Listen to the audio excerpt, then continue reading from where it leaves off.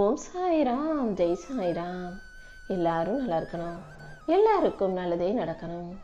என் அன்பு பிள்ளையே, யாருக்கோ நான் சொல்லிக்கிட்டு இருக்கேன்னு மட்டும் நினைக்காம, இந்த வாக்கை உனக்காகவே, உன் வாழ்க்கைக்காகவே, உன் எதிர்காலத்துக்காகவே நான் சொல்கிறேங்கிறத புரிஞ்சு தெளிவாக கவனமாக கேட்டினா கண்டிப்பாக உன்னுடைய எல்லா விஷயங்களும் சீக்கிரம் சரியாகி நீ பெருமகிழ்ச்சி கொள்ளும்படியும் பேரின்பம் கொள்ளும்படியும் உன் வாழ்க்கையில் நிச்சயம் நல்ல விஷயங்கள் நடக்கும். ஒவ்வொரு மனிதனுடைய மனசும் எந்த அளவுக்கு சுத்தமாக இருக்கோ அந்த அளவுக்கு அவனுக்கு தெய்வீக ஆற்றல் கிடைக்கும். நீயும் இறை நம்பிக்கை கொண்ட பிள்ளையா இருக்க, நல்ல ஒழுக்கத்தோடும் நல்ல சிந்தனையோடும் நல்ல மனசோடும் நீ இருக்கிறதால தான் உனக்காக அனைத்தையும் நான் சிறப்பாக செஞ்சு கொடுக்கணும்னு ஆசைப்படுறேன். உன் எதிர்காலத்தை ஏற்ற மிகுந்த காலமாக உருவாக்குவதற்காகவே இப்பொழுது இந்த இரவு நேரத்தில் ஒரு சில உண்மைகளை, மறுக்கவும் முடியாத மறக்கவும் முடியாத உண்மைகளை உன்கிட்ட பகிர்ந்துக்கிறதுக்காக உன்னை தேடி வந்திருக்கேன்.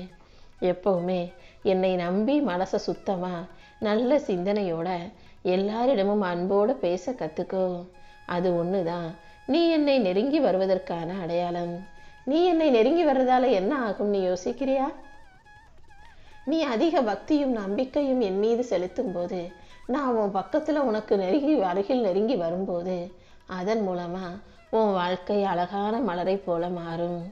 இந்த உலகத்தில் இப்போ இந்த கலியுக காலத்தில் எல்லாரும் காசு பணம் செல்வன்றதுக்கு பின்னாலேயே அலைஞ்சிக்கிட்டு இருக்கீங்க. ஆனால் அதையும் தாண்டி நான் உனக்காக மிகப்பெரிய வரமாக உனக்கான உடல் ஆரோக்கியத்தை கொடுத்துருக்கேன்றதை ஞாபகம் வச்சுக்கோ. நான் கொடுத்த ஆரோக்கியம்தான் உனக்கு மிகப்பெரிய வரம். உடம்பு ஆரோக்கியமாக இல்லாமல், உடம்பு நல்லா இல்லாமல் கோடி கோடியாக சொத்து சேர்த்து என்ன பண்ண முடியும்? முதல்ல உடம்பை நல்லபடியாக பாதுகாத்து மனசை நல்லபடியாக நிம்மதியாக வச்சுக்கொள்ள பழகு. தாகத்தில் தண்ணி தவிக்கும்போது, படுத்த படுக்கையாக கிடக்கும்போது, கையிலிருந்து கொஞ்சம் தூரம் தள்ளி இருக்கக்கூடிய தண்ணியை கூட எடுத்து பருக முடியாத சூழ்நிலை வந்துருச்சுன்னா அப்புறம் கோடி கோடியாக பணம் இருந்து என்ன பிரயோஜனம்? இந்த உலகத்தில் இருக்கக்கூடிய நிறைய பேர் வாழ்க்கையில் இதுதான் நடந்துக்கிட்டு இருக்கு. நல்லா சின்ன வயசில் இளமை காலத்தில் நிறைய ஓடி ஓடி சம்பாதிச்சு நிறைய சொத்து சுகம்னு சேர்த்து கோடீஸ்வரராகவே வாழ்ந்துக்கிட்டு இருக்காங்க. நிறைய வீடு வாங்கி வச்சுருக்காங்க, நிறைய சொத்து சேர்த்து வச்சுருக்காங்க. ஆனால் என்ன பண்ணுறது?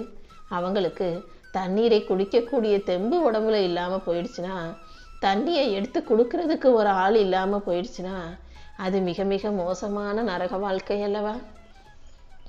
அதனால தான் உலகத்தில் இருக்கக்கூடிய அத்தனை கோடி செல்வங்களையும் சேர்த்து வைக்கிறத விட உன் உடம்பை ஆரோக்கியமாக பார்த்து வைக்கிறது தான் முக்கியம்னு சொல்கிறேன். உன்கிட்ட உடம்பு ஆரோக்கியமாக இருந்துச்சுன்னா எந்த வயசில் நீ எப்படி வேணாலும் உழைச்சி கஷ்டப்பட்டு செல்வத்தை மீட்டு சேர்த்துட முடியும். அதனால் உடம்பை முதல்ல ஆரோக்கியமாக வச்சுக்கிட்டு மனசை நல்லா அமைதியாக தெம்பாக வச்சுக்கோ. உன்னை அவமானப்படுத்தக்கூடிய உறவுகளோ அல்லது உன்னை இழிவுபடுத்தி தப்பாக பேசக்கூடிய உறவுகளோ உன்னுடன் இருப்பதற்கு தகுதியற்றவர்கள். அப்படி யாராவது உன் வாழ்க்கையில் இருந்தாங்கன்னா முதல்ல அவங்கள விட்டு தைரியமாக விலகி நில்லு. தெய்வ பக்தி இல்லாதவர்கள் தான் ஒழுக்க கட்டுப்பாடு இல்லாமல் அவங்க மனசு போன போக்கில் கண்டதையும் சாப்பிட்டுக்கிட்டு கண்ட பழக்க வழக்கத்தை வச்சுக்கிட்டு அவங்க இஷ்டத்துக்கு வாழ்ந்துக்கிட்டு வாழ்க்கையை வீணடிச்சுக்கிட்டு இருப்பாங்க. நீ அமைதியோட நீதியோட நேர்மையோட நல்ல பக்தி கொண்ட பிள்ளையாக இருக்கிறாய் அல்லவா? அந்த நம்பிக்கைக்காகவும் பக்திக்காகவுமே நீ வாழ்க்கையில் தவறு செஞ்சிடக்கூடாதுன்றதுல இந்த சாயப்பா உறுதியாக இருக்கேன். எவ்வளவு கஷ்டம் வந்தாலும் என்ன பிரச்சனை வந்தாலும் மன பலத்தோடு இருக்கவும் நேர்மையோடு வாழவும் நீ தயாராக இரு. தளராத இதயமுள்ள என் தைரியமான பிள்ளையாகிய உனக்கு இந்த உலகத்தில் முடியாத காரியம்னு எதுவுமே இல்லை. எல்லா விஷயங்களையும் உனக்கு வெற்றிகரமாக முடிச்சு கொடுக்கறதுக்காக இந்த சாயப்பா காத்துக்கிட்டு இருக்கேன். உன்னை எப்போ பார்த்தாலும் ஏதாவது குறை சொல்லிக்கிட்டே இருக்கிறவங்கள பற்றி நீ யோசிக்காதே. நீ வாழ்க்கையில் முன்னேறதை பார்த்து பொறாமப்படுபவர்களையும் நீ கண்டுகொள்ளாமல் அவர்களை நினச்சி கவலைப்படாமல் உன் கனவுகளையும் லட்சியங்களையும் நோக்கி முன்னேறி போய்கிட்டே இரு. அடுத்தவங்க மேலே உனக்கு கெட்ட எண்ணமோ பொறாமையோ வேண்டாம். அடுத்தவன் உன் மேலே பொறாமப்பட்டாலும் அது அவர்களுக்கு தான் அழிவை தரும். உனக்கு எந்த விதத்திலும் பாதிப்பு வராதுங்கிறத புரிஞ்சுக்கிட்டு நீ தொடர்ந்து முயற்சி செஞ்சு முன்னேறி போய்கிட்டே இருக்கப்பார் என் செல்லமே. உனக்கு துணையாக இருக்கிற இந்த சாயப்பா கண்டிப்பாக நீ செய்த முயற்சிகளுக்கு ஏற்றாற் போல உனக்கான முன்னேற்றத்தை மிக பெரிய அளவில் கொடுப்பேன்.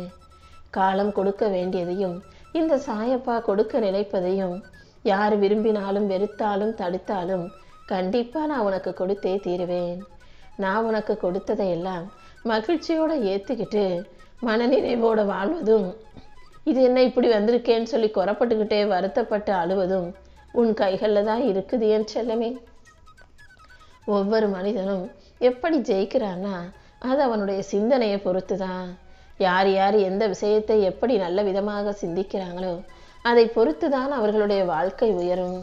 பணக்காரவங்க எப்பவுமே காசு பணம் சேர்க்கறதுக்கான வாய்ப்புகளில் மட்டுமே கவனம் செலுத்துவாங்க. ஆனால் ஏழைகள் தனக்கு இருக்கிற பிரச்சனைகள் மீதும் தடங்கள் மீதும் மட்டுமே கவனம் செலுத்துறீங்க. முதல்ல உன் கவனத்தை எதன் மீது வைக்கணும்னு யோசி. சரியான விஷயங்களை சரியான முறையில் நீ கவனம் செலுத்தினாலே அது உன் வாழ்க்கையின் திசையை வெற்றி திசையாக மாற்றிடுங்கிறத நீ புரிஞ்சுக்கோ என் செல்லமே. உன் சிந்தனை சரியாக இருந்தாலே உன் வாழ்க்கை கண்டிப்பா நல்ல முறையில மாறிடும். விடை தெரியாத பல கேள்விகள் தான் உன் வாழ்க்கையில உன்னை சிந்திக்க வைக்குது. எப்போதும் நல்ல விஷயங்களை பத்தி மட்டும் தெரியாத கேள்விகளுக்கு யோசி.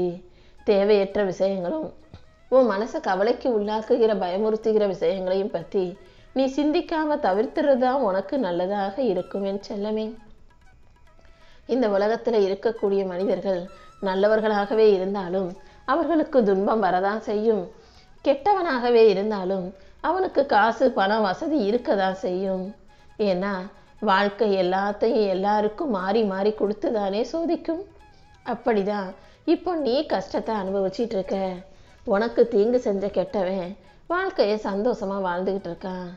ஆனா இது நீண்ட நாட்கள் நீடிக்காதுங்கிற உண்மையை புரிஞ்சுக்கோ. வாழ்க்கை சில சமயம் தர்க்கத்தை விரும்புவதில்லை, அனுபவத்தை மட்டும்தான் கேட்கும். நீ உனக்கான அனுபவத்தை சரியாக பெற்றுக்கொண்டாலே உன் வாழ்க்கையில உண்மையான வெற்றி வந்து சேர்ந்துடுமே செல்லமே. சுயநலவாதிகள் எப்போதுமே தான் நல்லா இருக்கணும், தான் குடும்பம் நல்லா இருக்கணும்னு தங்களுடைய நலனை மட்டுமே முன்னிலைப்படுத்தி அதற்கான வேலைகளை மட்டுமே செய்வாங்க. அடுத்தவன் 1000 உதவி செஞ்சாலும் நல்லது செஞ்சாலும் அதை பத்தி யோசிக்கக்கூடிய மனசு அவங்களுக்கு இருக்காது. மற்றவங்க என்ன நினைப்பாங்களோ அவங்க மனசு வருத்தப்படுமேன்னு அவங்க உணர்ச்சிகளை பத்தி யோசிக்க மாட்டாங்க. அடுத்தவங்களோட தேவைகளை பத்தியும் அதிகமா சிந்திக்க மாட்டாங்க. தனக்கு ஆதாயம் கிடைக்குமா, தனக்கு அதன் மூலமாக நல்லது நடக்குமான்னு சுயநலமாகவே மட்டும் யோசிக்கக்கூடிய உறவுகளை உன் பக்கத்துல நீ வச்சுக்காதே என் செல்லமே. ஏன்னா அப்படிப்பட்டவங்களுக்கு நீ என்னதான் உதவி செஞ்சாலும் உதவி செய்யற வரைக்கும் உன் கூட இருந்துட்டு நல்லா பேசிட்டு பழகிட்டு நீ உதவி செய்யறத நிறுத்தினவுடனே உன்னை பத்தியே தப்பா பேச ஆரம்பிச்சிருவாங்க. அதனால அவர்களை விட்டு ஒதுங்கி இருப்பது தான் உனக்கு நல்லது. எப்பவுமே அவங்க மட்டுமே ஜெயிக்கணும், அவங்க நல்லா இருக்கணும், அவங்க குடும்பத்துல பேரும் புகழும் பெருமையும் வந்து சேரணும்னு நினைப்பாங்களே தவிர ஏதாவது ஒரு தப்பு நடந்துருச்சு தோல்வி வந்துருச்சுன்னா உதவி செஞ்ச உன்னையே குற்றம் சொல்ல ஆரம்பிச்சிருவாங்க. அவங்க எந்த பொறுப்பையும் ஏத்துக்க மாட்டாங்க. ஆனா யாராவது எதையாவது பொறுப்பா சரியா செஞ்சாங்கன்னா அவங்கள குறை சொல்றதுக்கு ஆளா அவங்க தான் வந்து நிற்பாங்க. யாருக்கும் ஆதரவா இருக்கவும் யாரிடமும் அன்பு செலுத்தவும் அவர்கள் விரும்ப மாட்டாங்க. ஆனா அடுத்தவன் யாராவது முன்னேறினா நல்ல நிலைமையில இருந்தா அதை பார்த்து பொறாமப்படுவாங்க. இப்படிப்பட்ட மோசமான சுயநலவாதிகள் உன் வாழ்க்கையிலையும் உன் கூடையும் இருக்கவே வேணாம்னு தான் இப்படிப்பட்ட குணத்தோட யார் இருந்தாலும் அவங்கள விட்டு ஒதுங்கி போக சொல்றேன். எப்போதும் புன்னகையோட இருக்க பழகு. இவங்க கிட்ட பேசி எந்த பிரயோஜனமும் இல்லை. இவங்க நம்ம கருத்துக்களை ஏத்துக்க மாட்டாங்க, நம்ம சொல்றத ஒத்துக்க மாட்டாங்கன்னு தெரியும் பட்சத்தில் அந்த மனிதர்களிடம் எதுவும் பேசாம அமைதியா இருப்பதுதான் உன் மனசுக்கும் உன் வாழ்க்கைக்கும் நல்லதாக இருக்கும்ன்ற இந்த வாழ்க்கை தத்துவங்களை எல்லாம் நீ புரிஞ்சு நடந்துக்கணும் என் தங்கமே.